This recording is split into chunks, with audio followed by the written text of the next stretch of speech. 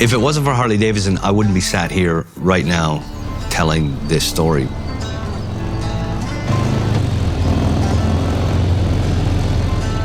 What started as just me taking the engine out, rebuilding the motor, and putting it back in the bike turned into a complete full custom build.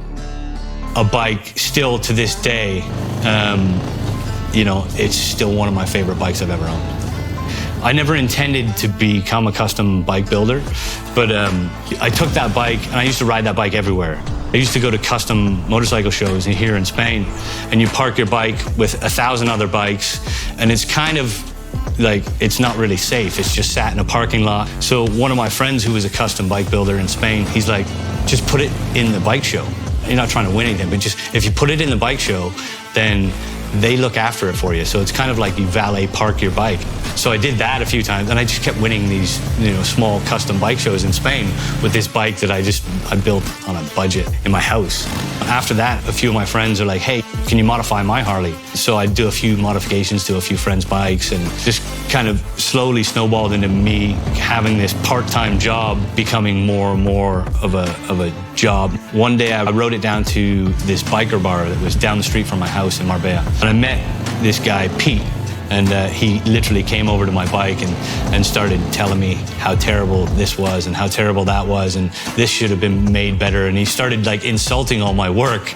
And for some reason, I was just like, really? Who are you? And then he's like, you know, you should probably do some, you know, it looks beautiful, but you need more power, and you should do this and you should do that. And then we just got talking, you know, we instantly became best friends. Pete, he used to build Harleys. He used to build choppers back in, you know, in the 70s in California and in Germany, and he worked all over the world.